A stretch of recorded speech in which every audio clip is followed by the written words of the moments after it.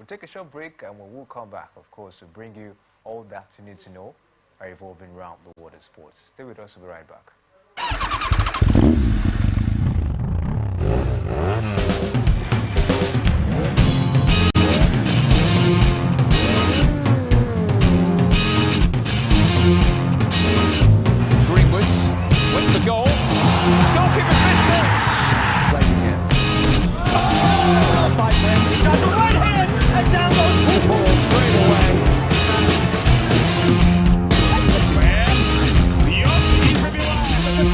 Welcome back to Sports Extraordinary on Atlantic Television Network. Like I said, we have a lot for you. And joining me to do justice on today's edition of the show is Emmanuel Michael. Michael, good evening to you and welcome to another exciting edition of Sports Extraordinary.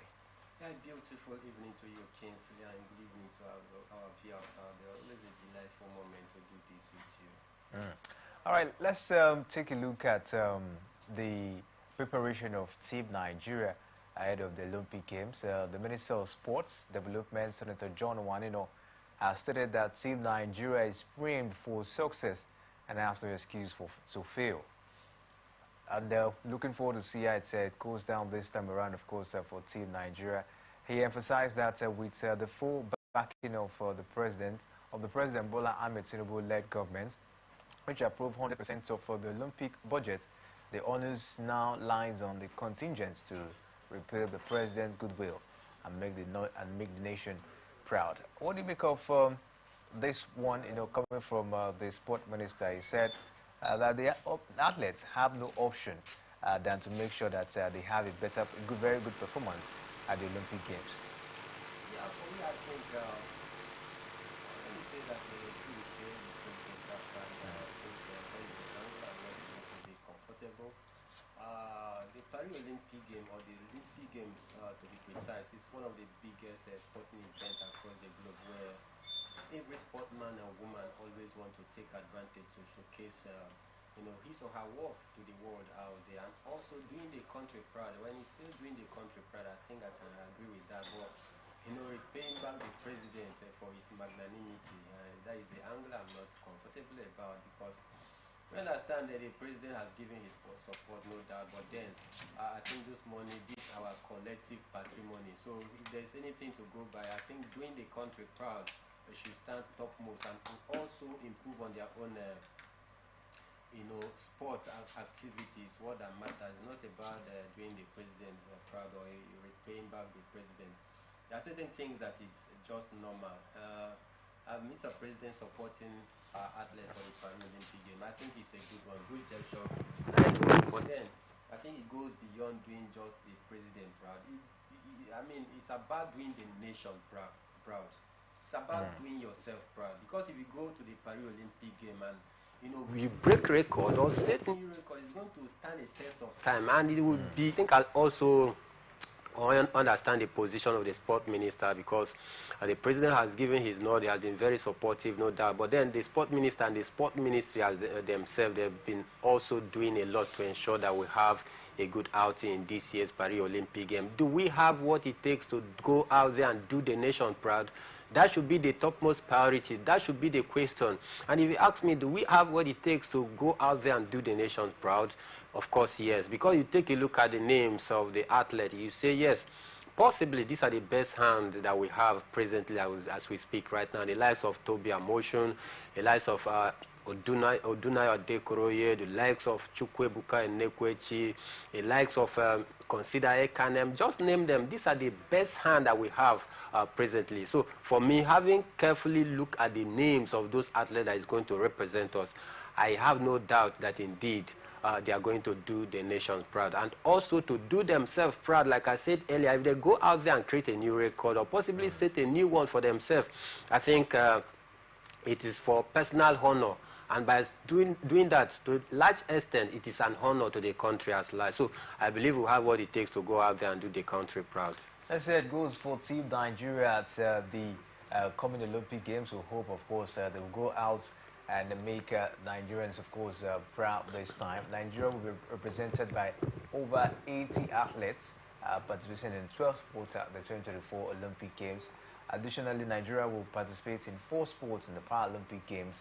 The country has a strong history of success at the Paralympic Games, having won 4 gold medals, 19 silver medals, and 21 bronze medals, totaling 80 medals 80 medals to date, as it is. Michael, what do you make of the Paralympic, athletes? They've always been the one, churning out most of the talents whenever we go for competitions like this. Yeah, for me, I think I have absolute trust in the para Olympic team, because if you go through the record, I think they've been up there doing the nation proud. Amassing a total of 80 medals so far since our inception, or since we start taking part in the Olympic game. I think they've always, come in very clutchy to deliver the country. But most time, some of these para proud. Let's say it goes, of course, for the Paralympic athletes. We hope that the sport ministry, just like they've actually provided, for the Igbo athletes, will also take a look at, the Paralympic athletes, the para athletes as well this time. But let's stay away from that as we take a look at the Wimbledon. It really gets interesting already after defending Wimbledon champion Carlos Zacharias recovered from his slow start to beat Tommy Paul in a 5-7, 6-4, 6-2, 6-2 in a match that lasted 3 hours 11 minutes. Was a very dogged performance, you will see, from Carlos Zacharias, Michael. Expectedly, from the world number 2. As it stands right now, I think he's still in a very good position to also make this one count for himself. Despite going down in the first set of the game, but he was able to get back his mojo. He was able to get back his magical touch, and he turned the game around to his head, and winning the second, the third, and also came out top in that very one. He clearly shows you that indeed Carlos Alcaraz is beginning to live up to that high expectation. So for me, I think looking at his game so far in this year's Wimbledon, I want to say we've seen a little bit of improvement in terms of his game. So if he continue in this way, I definitely assure you that possibly he might, at the end of this year's Wimbledon, be crowned the champion. But then there's still a lot of hurdles to cross. Carlos Alcaraz, the man of the moment, the man who has actually gotten back his mojo when he has to do playing in the Grand Slam at this point in time. We hope, of course, he continues with this momentum going forward. But his next opponent is Daniel Medvedev, who actually beats world number 1, Yannick Sinner, in a 6-7, 6-4, 7-6, 2-6, 6-3 down there. Mikey, before we take a look at the next encounter for Carlos Alcaraz, what do you make of, Daniel Medvedev taking out Yannick Sinner at this stage of the game? Well, for me, imperious display from the young man there. I think he did everything possible to ensure that he comes up in that very one.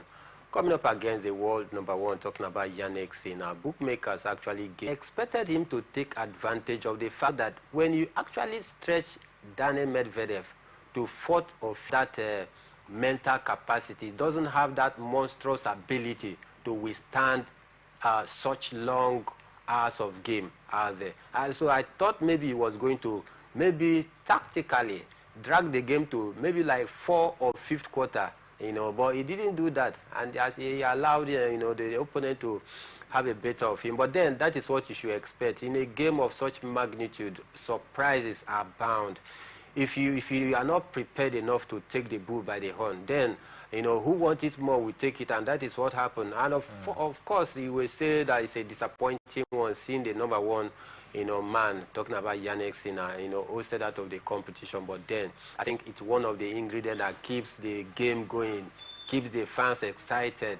So for me, I'm not surprised, but then we need to give Zverev his kudos as well, because he truly deserved that very one. Also now the world number 1, after going down in the first set, it clearly tells you of the quality, clearly tells you of his determination so far in this. The master himself, I think 3 of them, you can be rest assured that 3 of these players will definitely be crowned champion at the end of this year's Wimbledon.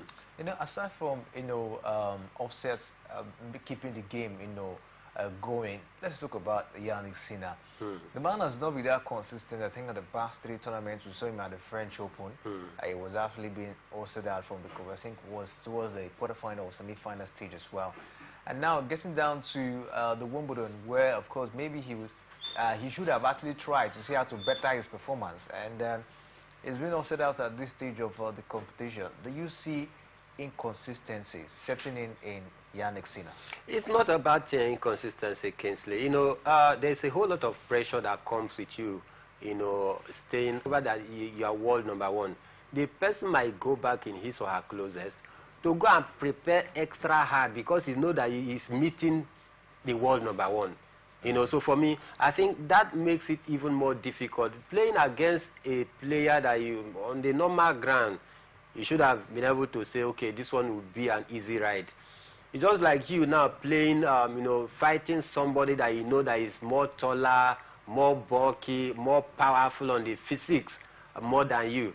You prepare very hard for whatever that may come your way because you know that this person from all ramifications is more powerful than you. So what do? You go back and re-strategize on the tactics that you are going to deploy to defeat that your opponent. That is what happened to, Yannick Sinner. It's not about maybe that he has coming up against you. He's going to prepare extra hard, knowing fully well that, you are the world number one. And if you don't prepare,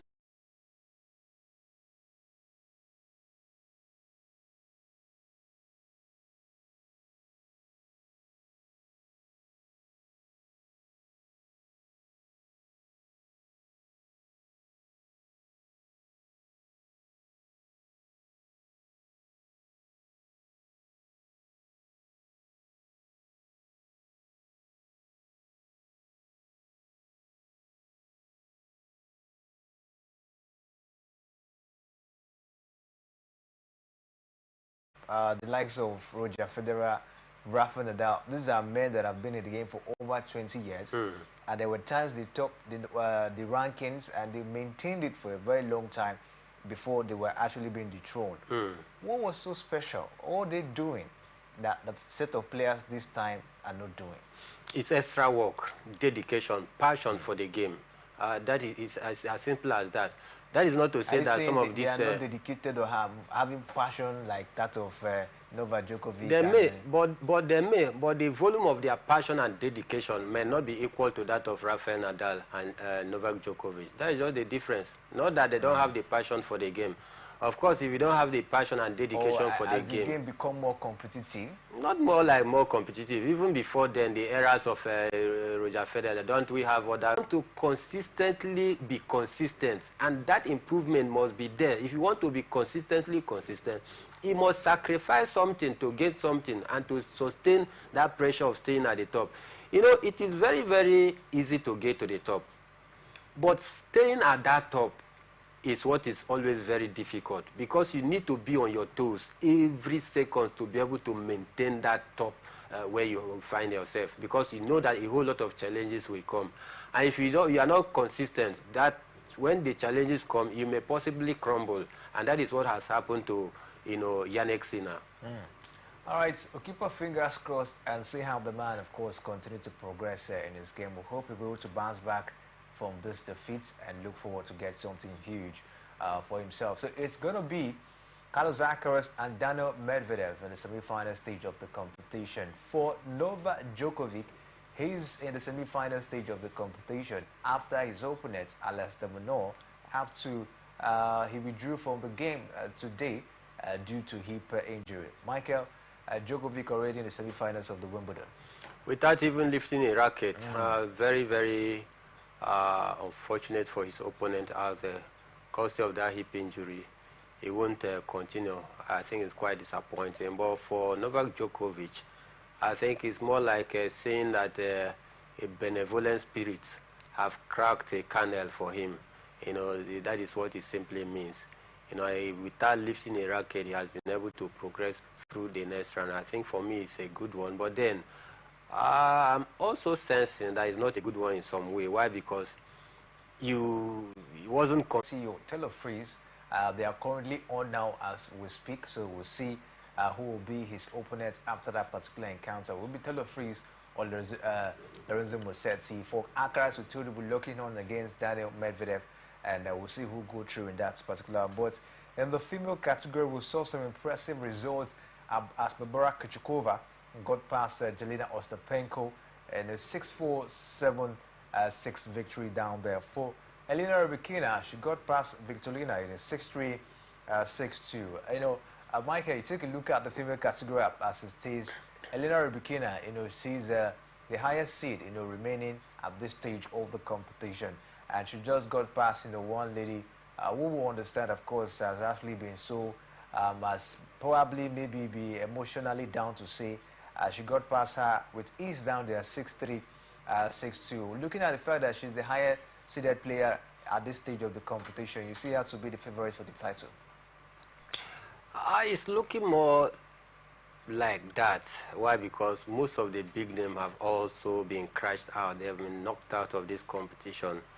The likes of the world #1, Iga Swiatek, knocked out, Onjobwa, just name some of the big names that have also been hosted out of the competition. I stand right now, she's the only highest ranked player that is still left, and they're coming up maybe against some of the relatively not big name, you might want to say.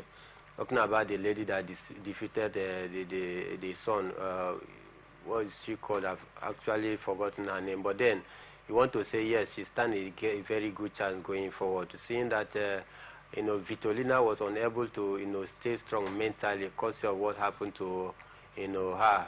I mean, they can get something for ourselves this time around. But we have to leave tennis at the moment as we take a look at football, and we'll start from the Nigerian scene. Michael, it's all about the appointments of a new Super Eagles coach. Yesterday, we got to report that the NFF are looking forward to the former coach of the side, talking about Josep Peseiro, that they are tilting towards that. But today, we also got to report that the NFF has through the position open.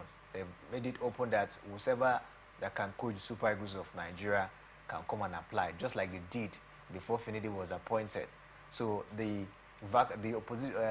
Super Eagles head coach position is now open for people to throw in their application. Name possibly 2 or 3 as a shortlist, not to throw it open and anybody that can come and coach. That is what they did before Finidi just came on board. So I think looking at their lukewarm attitude and the way they are handling the Super Eagles coaching job, we look as though they are not even interested whether Super Eagles qualify for the next World Cup or not. So for me, I think I'm very disappointed, to say the least, because by now, if we truly understand the dicey situation that we find ourselves in our group, in the World Cup qualifying group, where we are seated 5th after playing 4 games, I mean, it should have done on the NFF that a pragmatic action should be taken in order to address the challenges of finding a suitable coach for the Super Eagles. A quality coach, not just a coach. So when you say you throw the job open, let everybody, I can go and apply. If I have my coach B, UEFA B or C license, I can go and apply. At least I go there, get my pay, go and get 2 bad results, possibly throw in the towel and pocket the money. So I'm just trying to fathom out the reason or what they've been doing all this while that Finidi just resigned. Or did it not dawn on them? A month now. It look as though they don't even feel the pains of, Because they don't know what they're doing. That's the question. They don't really know what they're doing, because I understand the situation after the AFCON. They actually gave Josep Peseiro, was this 6 months contract to maybe finish the AFCON. Yeah. And then when it's done, the man now said, okay, you're going to pay me so amount. I think it was about, let's say, $100,000 or even more than that. Why didn't they, if they have seen what the man has done, and why didn't they come up, to the table and have a better negotiation and see what the man could be able to do? But I think when the Peseiro just called that amount of money, they felt reluctant and said, no, we cannot handle this. And they went back and fall back to Finidi the judge that they can easily pay anything, and all of that. So it's a very, very disturbing issue. That's the question. Do they really understand what they're doing?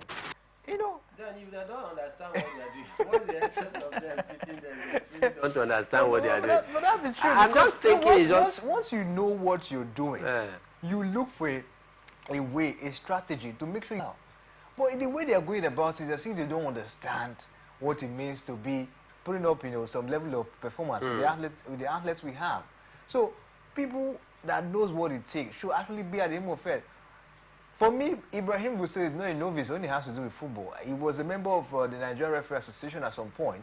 He has a very good knowledge of what it means, and he has mentors. Amaju Pinnick, of course, I think is his close, pally. Those are people you should probably take advice. So, how can you be in this situation whereby you help qualifier, which you know that you've done badly, the AFCON qualifiers is just by the corner, and be in that position?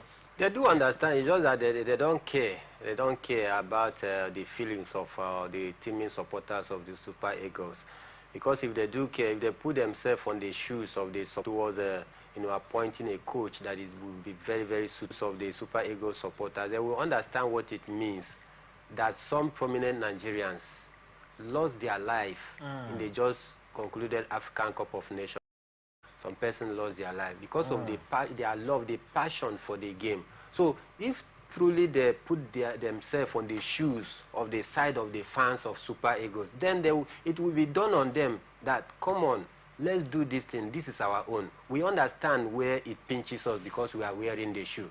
But it looks as though when they are just there, you receive bogus amount of money and your pocket keep increasing. You don't even care about the feeling, the emotions of the fans. And for me, it will be, in fact, it is very, very sad, to say the least, that since Joseph Pizarro left, they don't have any coach in mind to say, okay, since Finidi George, I will miss out in this coming World Cup again for the second time. Yeah. And the possibility of also qualifying for the African Cup of Nations, FF Kakus, that we don't know about.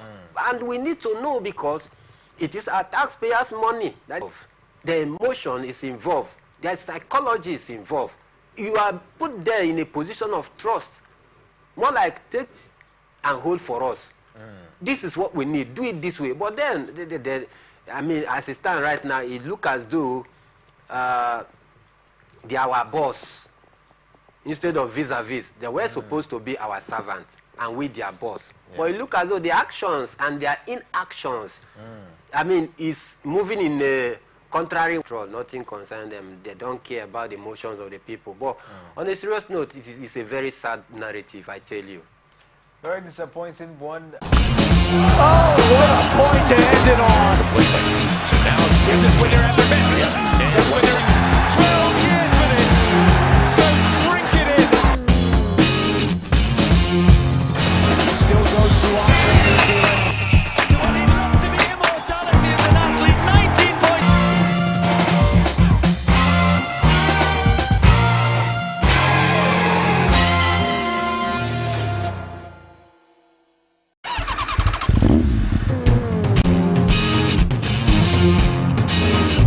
Greenwoods went for goal. Goalkeeper missed it. Playing again. Oh, fight there. He does the right hand and down goes people straight away. Slam. The young keeper behind. The Chelsea.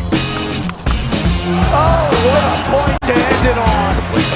So now, this is when you're at the bench. It's when you're 12 years with it. So drink it in. Still goes through offense, New Zealand. What he loves to be immortality as an athlete. 19.79. It's a goal. It's 8 goals.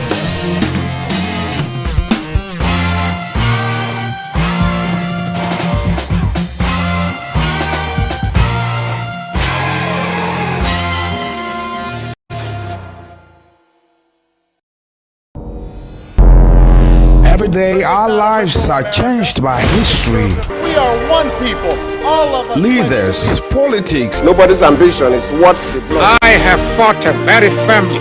natural.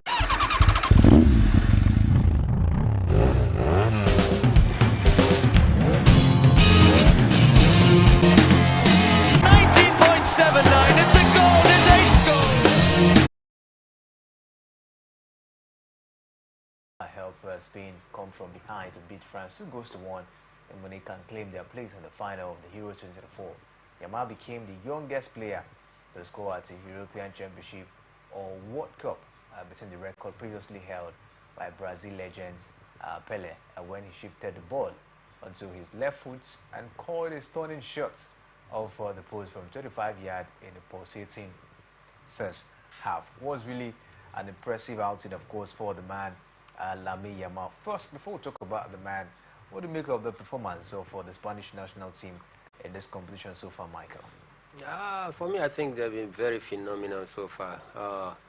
Undoubtedly the best team so far in this year, because they are the first team to get all 9 points from the group stage. No other team did that in this year's Euro. I think the closest was Germany, who won 2 games from the group stage and 3-1. But the Spanish national team, they won all their 3 group games, making it 9 points. And they've continued in that positive vibe since the start of their day one in their group out there, down to this point. And don't forget, they also hosted out the host country, talking about the German machine at their home ground.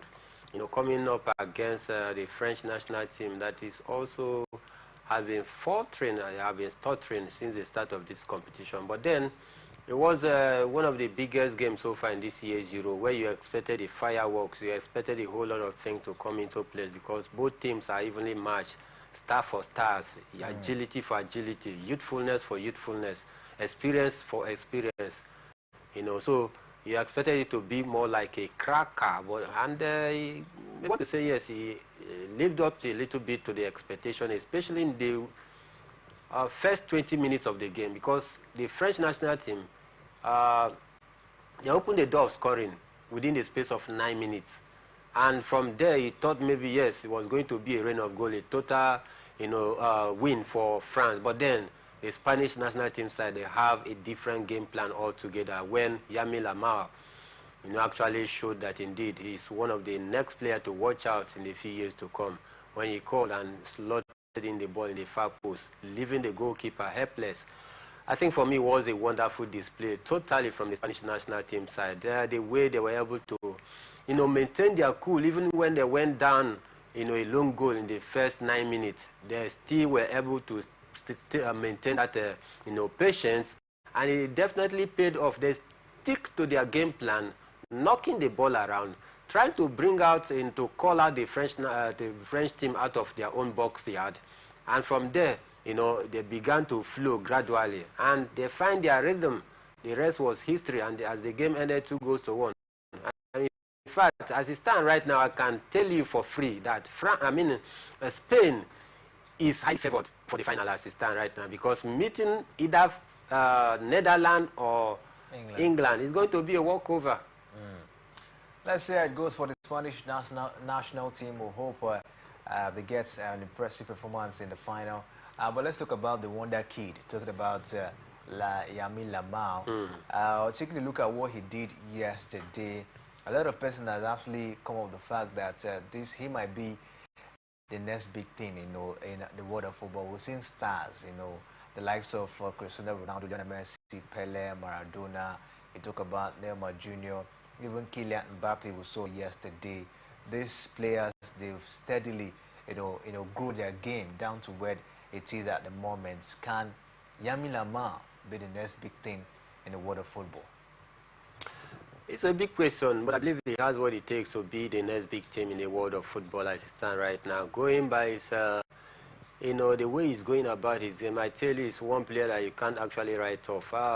We saw his first season with Barcelona side. He did pretty well under the tutelage of Xavi. He did very well. He was very instrumental into Barcelona finishing, the season very well last season. He was very, very instrumental.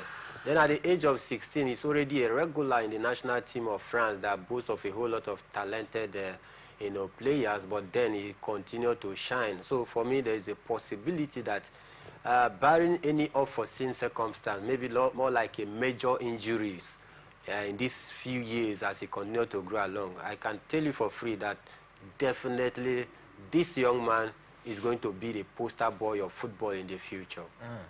Let's see how it goes for the man Yamal, putting up some impressive performance, of course, for the Spanish national team.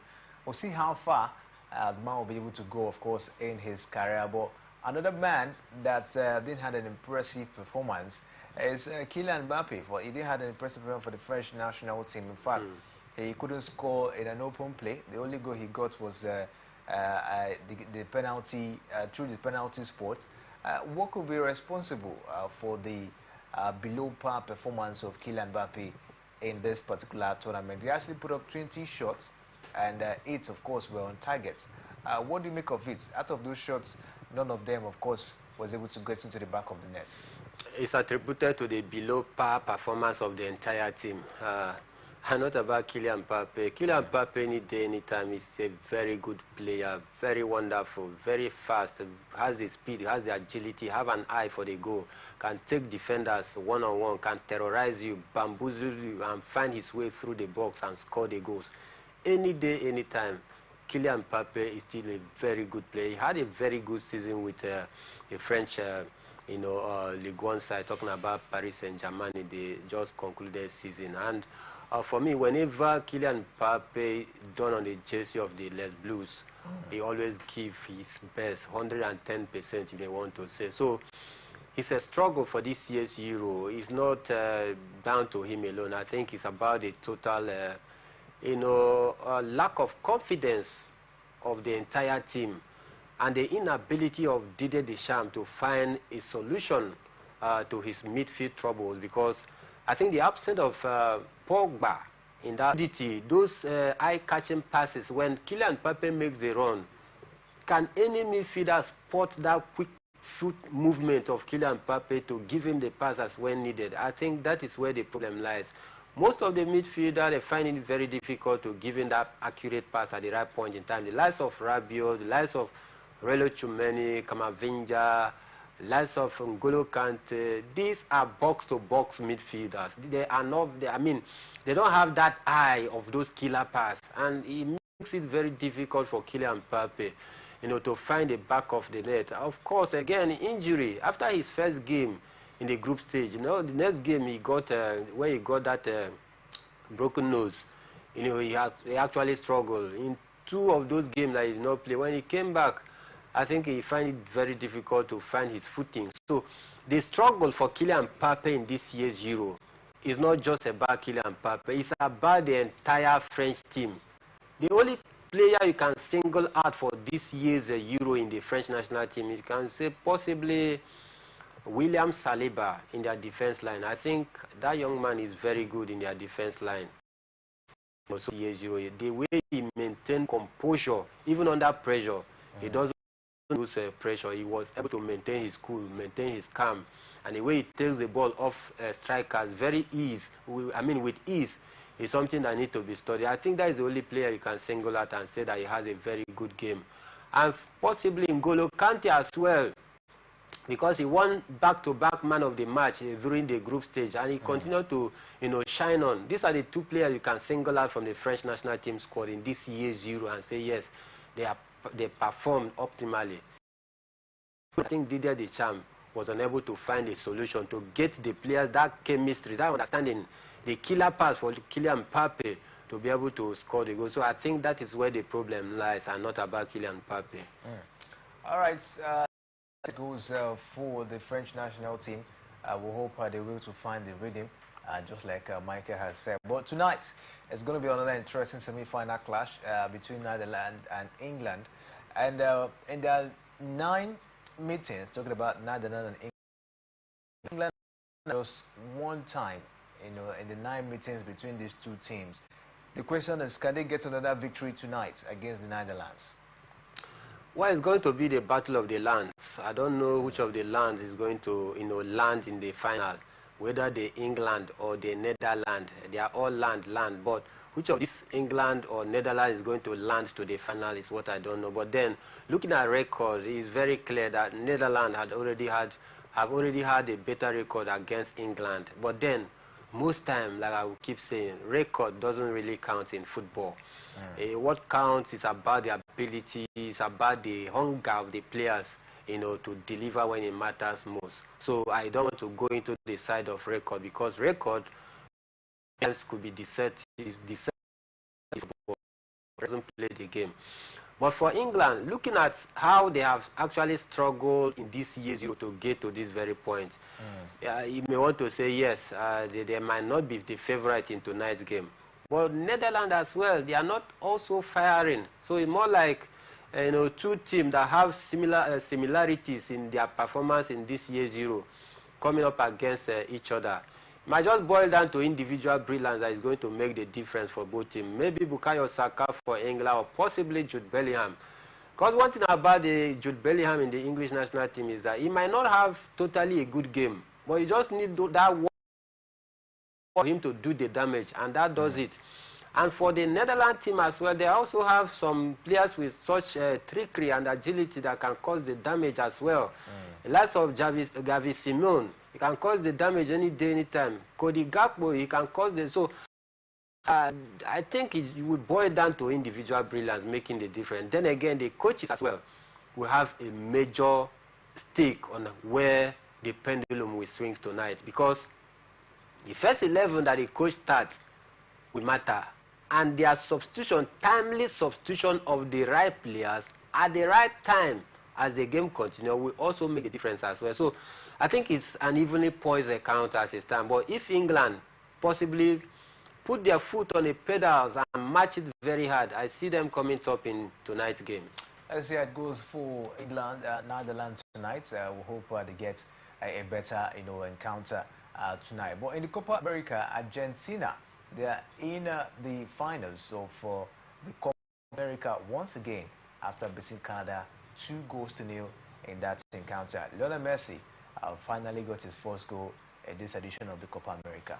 Expectedly. He's been very instrumental, though you may want to say that he has not played all the games. I think Lautaro Martinez, the Inter Milan striker, has been the one shouldering the burden of the Argentine team for this year's Copa America. But then, I think the influence... Di Mariano also left out? Yeah. But I think the influence of Lionel Messi for the Argentine team is more like a plus to the team out there. So, anytime, if Lionel Messi is in your team, you don't just give up until the dying minute. I mean, until the final whistle before you can truly say that you have won against such a team that Lionel Messi also, plays for. And that is what happened to Argentina. He scored the second goal and was able to also break that jinx of not having scored any goal in this year's Copa America. Going forward, I think they stand in a very good position to at least lift this very year's Copa America, after lifting the World Cup. So for me, it's been an impressive ride for the Argentine national team so far in this year's Copa America. But for Canada, can also give them their flowers as well. Coming into this game for the first time in their history, coming this far is no mean feat. So they also give out their best. They tried, it was just that their best weren't good enough as they came up against a better and a very prepared opponent such as the Argentine. We are talking about the world champion here, don't forget. So I think it was a roller coaster ride for the Argentine. All right, and with this time, we have to call it a wrap on the show, and really been an impressive time this evening. But we can't go without telling you that Lamine Yamal, of course, is a sport extraordinaire on today's edition of the show. He is the youngest player ever to score at the Heroes. Also the youngest player ever to assist as well as the Heroes. The youngest player to feature as the Heroes, as well as the younger player to feature at their Clasico. A lot of record for this young man, and we hope, Michael, he will definitely be the next big thing in the world of football. Yeah, I believe so. He's going to fulfill that his big dream. After being baptized by the master himself, talking about Lionel Messi, you can be rest assured that if barring any major injuries during his career, he will definitely hit that bullseye